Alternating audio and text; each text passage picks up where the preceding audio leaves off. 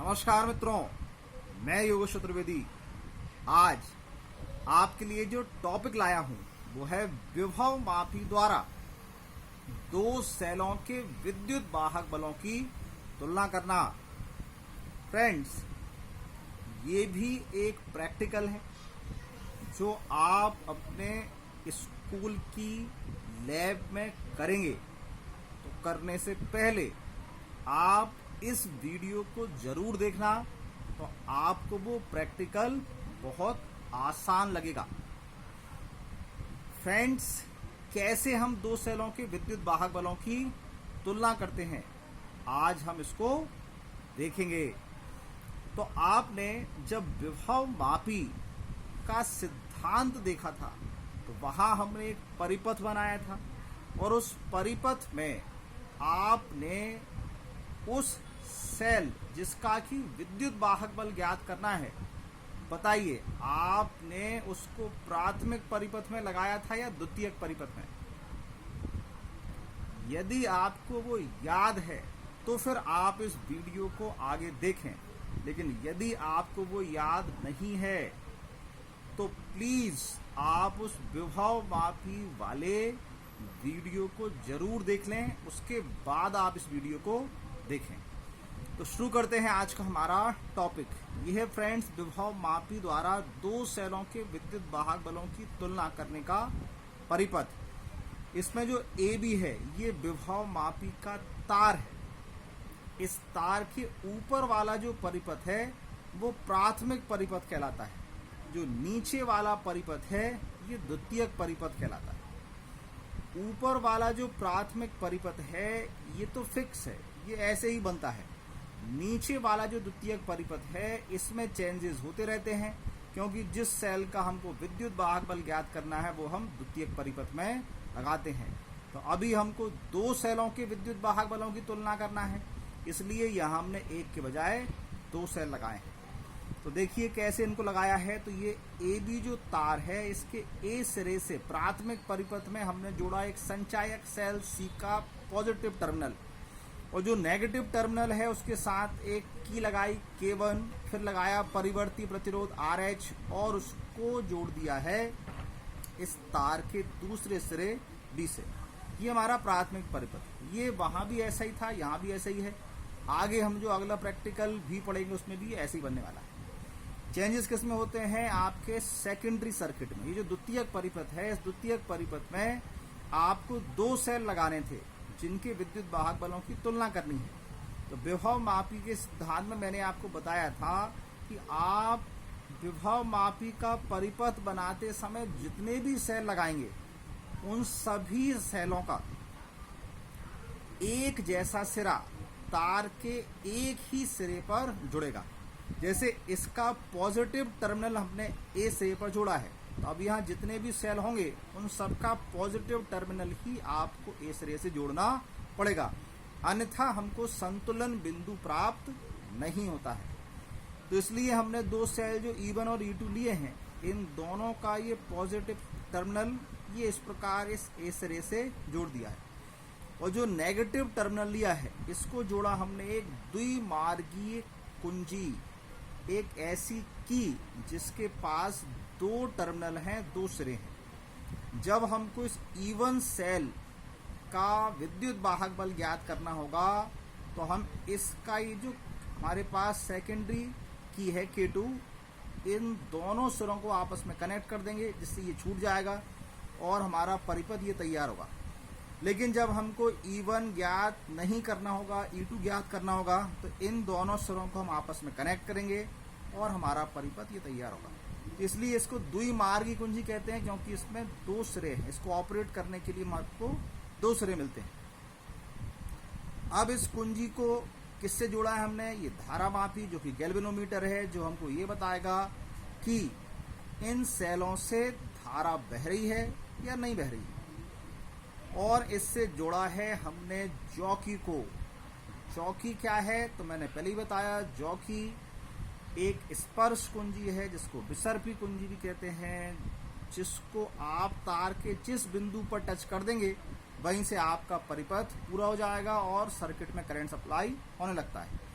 संतुलन बिंदु है डी। ये क्या चीज है? ये वो पॉइंट है तार के अलग अलग पॉइंट पर जब हम जॉकी को टच करते हैं तो हमारा जो परिपथ है उसमें करंट सप्लाई होता है। या तो सेल से करंट ऊपर की ओर सप्लाई होगा, या इस ऊपर वाले परिपथ में जो सेल लगा है इससे करंट नीचे सप्लाई होगा। ये धारा मापी में लेफ्ट अथवा राइट हैंड साइड में विक्षेप आता रहता है।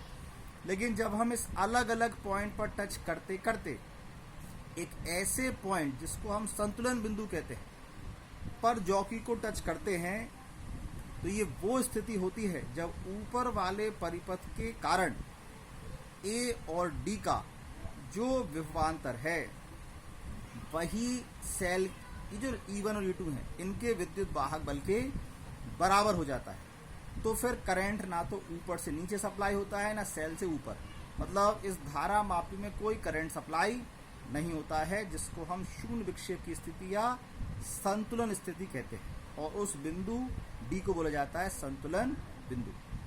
तो आप क्या करेंगे, ए से लेकर डी तक की ये जो आपकी लंबाई है इसको हम बोलते हैं संतुलनकारी लंबाई, जिसको हम E1 सेल के लिए और फिर E2 सेल के लिए ज्ञात करेंगे।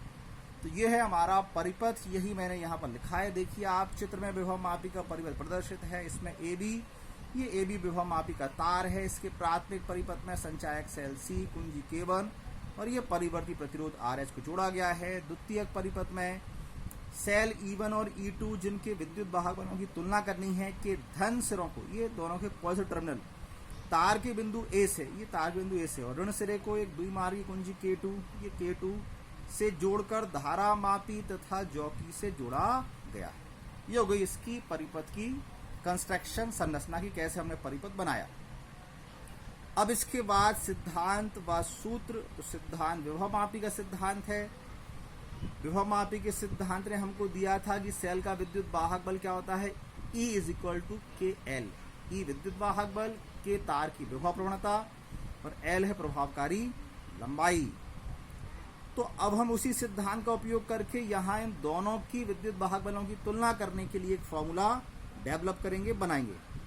तो हमने मान लिया कि विभव मापी के तार की जो विभव प्रवणता है वो K है, मतलब ये जो AB विभव मापी का तार है इसकी विभव प्रवणता मतलब इसकी एकांक लंबाई का विभवांतर कितना है, K, जिसको कि हम बोलते हैं विभव प्रवणता।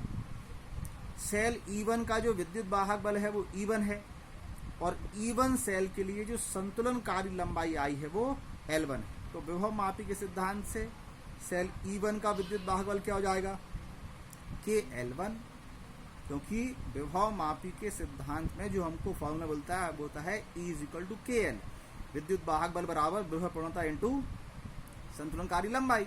जब हमने E1 सेल के लिए देखा, मतलब इसको यहाँ कनेक्ट कर दिया, ये हट गया, फिर जी यहाँ से ऐसा जुड़ा है, ये जॉकी है, इसको अलग अलग पॉइंट पर टच किया है तो हमको एक ऐसा पॉइंट मिला D जहाँ पर धारा मापी में कोई विक्षेप नहीं आया है।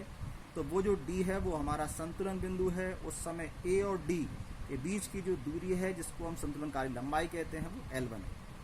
तो E1 की वैल्यू आ गई हमारी KL1। अब ऐसे ही हमने जब E2 सेल के लिए देखा तो हमने मान लिया कि E2 का विद्युत वाहक बल E2 होगा, अर्थात हमने इसको यहाँ कनेक्ट कर दिया है। अब ये परिपथ से हट गया है। जब इसको यहाँ कनेक्ट कर दिया फिर ये परिपथ पूरा हुआ, जॉकी को अलग अलग तार के सिरों पर रख कर देखा, फिर एक हमको बिंदु मिला जहाँ पर धारा मापी में कोई विक्षेप नहीं आया, वो संतुलन बिंदु हुआ हमारा D। और A से लेकर D तक की जो लंबाई है वो हमने मानी संतुलनकारी लंबाई L2। तो E2 की वैल्यू आ गई KL2। अब यहाँ K यहाँ भी था और यहाँ भी था। देखिए ये जो K है ये AB तार के लिए विभव प्रवणता है, मतलब इसकी एकांक लंबाई का विभवांतर है जो कि इस प्राथमिक परिपथ में लगे सेल से डिसाइड होता है। तो इसका इन दोनों सेलों से कोई लेना देना नहीं है। इसलिए जब हमने E1 और E2 दोनों के लिए अलग अलग संतुलन बिंदु प्राप्त किया तो हमको L1 और L2 में तो चेंज मिला, लेकिन K देखो सेम टू सेम। बस अब क्या है, E1 की वैल्यू आ गई, E2 की वैल्यू आ गई आपको दोनों की तुलना करनी है तो डिवाइड कर दीजिए। तो हमने E1 अपॉन E2 किया है, कैसे कि कैंसिल हो गए, बचिए L1 अपॉन L2। तो इस प्रैक्टिकल में हमको क्या करना होता है, केवल L1 और L2 की वैल्यू ही फाइंड करनी होती है। ये मिल गया हमको एक सूत्र, फॉर्मूला। तो जब आप प्रैक्टिकल करेंगे तो प्रैक्टिकल में बहुत इंपॉर्टेंट रोल होता है आपके प्रेक्षण का, आपके द्वारा की गई ऑब्जर्वेशन। तो ये है आपकी ऑब्जर्वेशन टेबल। तो आप इसमें L1 की वैल्यू, L2 की वैल्यू निकालकर यहाँ रखते हैं और E1 अपॉन E2 की वैल्यू आपको प्राप्त हो जाती है। ये कैसे निकालते हैं हम, तो ये काम आपको करना होता है। आपने ये जो परिवर्ती प्रतिरोध, ये जो RH लिया है, एक बार हम इसकी कोई वैल्यू सेट कर देंगे। इसकी वैल्यू सेट करने पर A और B के सिरों का जो हमारा विभवांतर होगा, ये विभवांतर आ जाएगा, जिससे हमारी विभव प्रवणता K की वैल्यू हो जाएगी। बस फिर E1 की वैल्यू निकाली, E2 की वैल्यू निकाली, वैल्यू रख दी। ऐसे हम अलग अलग RH की वैल्यू यहाँ पर प्रतिरोध की वैल्यू सेट करते जाते हैं। E1 और E2 के लिए L1 और L2 की वैल्यू निकालते जाते हैं।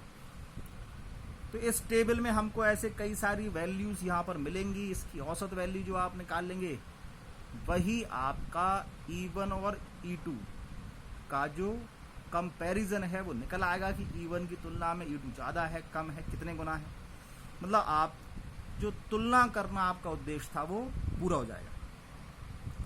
अब इस प्रैक्टिकल में कुछ सावधानियां रखनी होती हैं। तो जो महत्वपूर्ण सावधानियां हैं वो मैं यहाँ लिख रहा हूँ। सबसे इंपॉर्टेंट सावधानी क्या है कि प्राथमिक परिपथ में लगे सेल का जो विद्युत वाहक बल है वो द्वितीयक परिपथ में लगे सेलों के विद्युत वाहक बल से अधिक होना चाहिए। ये मैं कई बार आपको बता चुका हूँ, क्योंकि यदि हम ऐसा नहीं करेंगे तो हमको संतुलन बिंदु प्राप्त नहीं होता है। सभी सेलों के धन सिरे विभव मापी के तार के एक ही सिरे से जुड़े होने चाहिए। देखिए सबके पॉजिटिव इस जुड़े थे ना हमने, हाँ, क्योंकि यदि हम ये दो सावधानियां नहीं रखते हैं तो हमको संतुलन बिंदु प्राप्त नहीं हो पाता है। फिर ये कॉमन सावधानियां हैं कि जब भी आप प्रैक्टिकल करें तो जितने भी संयोजक पेंच आपने इसमें कसे हैं सबको अच्छी तरह से आप कस दें। कोई भी कनेक्शन लूज नहीं होना चाहिए। जॉकी को तार पर रगड़कर नहीं चलाना चाहिए, क्योंकि इससे तार बीच बीच में से कहीं पतला हो जाएगा कहीं, तो उससे क्या होगा, तार का जो व्यास है, मतलब रगड़कर आपने चलाया, तार दब गया, तो जो उसका व्यास है वो बदल जाएगा। इस कारण उसका प्रतिरोध चेंज हो जाएगा और आपको संतुलन बिंदु अलग अलग बार प्रैक्टिकल करने पर अलग अलग रीडिंग से प्राप्त होगा, जो कि सही नहीं है। तो आपका प्रैक्टिकल सही नहीं हुआ। विभव मापी के तार में अधिक देर तक धारा प्रवाहित नहीं करनी चाहिए।